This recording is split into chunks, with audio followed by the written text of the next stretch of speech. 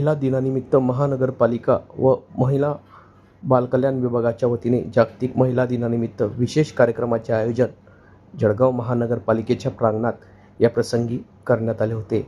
महापौर दीपमाला काळे, उपमहापौर मनोज चौधरी, स्थायी समिती सभापती डॉक्टर चंद्रशेखर पाटील, महिला बालकल्याण समिती सभापती सिंधुताई कोल्हे, समितीचे सदस्य विद्या सोनवणे, रंजना वानखेडे, पूजा जगताप, डॉक्टर अमृता सोनवणे, अतिरिक्त आयुक्त शोभा बाविस्कर, उपायुक्त निर्मला गायकवाड, उपायुक्त धनश्री शिंदे, महिला अधिकारी गायत्री पाटील आदींची यावेळी उपस्थिती होती.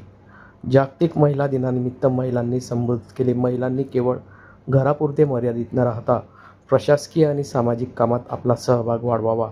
घरातील आरोग्य जपण्यासोबतच स्वतःच्या आरोग्याकडे दुर्लक्ष करू नका आणि मुलींच्या शिक्षणाला प्राधान्य द्या, असा मोलाचा सल्ला जळगाव महानगरपालिकेच्या व महिला बालकल्याण विभागाअंतर्गत राबवण्यात येणाऱ्या विविध योजनांचा लाभ घेण्याचे आवाहन यावेळी महापौर दीपमाला काळे यांनी केले आहे.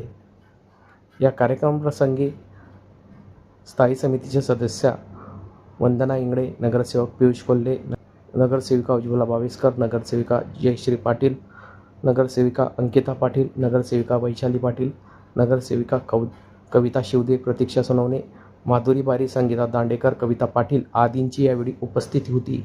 या कार्यक्रमाचे सूत्रसंचालन सरिता खासने यांनी यावेळी केले. महानगरपालिका महिला दिनानिमित्त सर्वोत्कृष्ट महिला कर्मचाऱ्यांसह शिष्यवृत्तीधारकांचा व गुणवंतांचा सत्कार यावेळी करण्यात आला.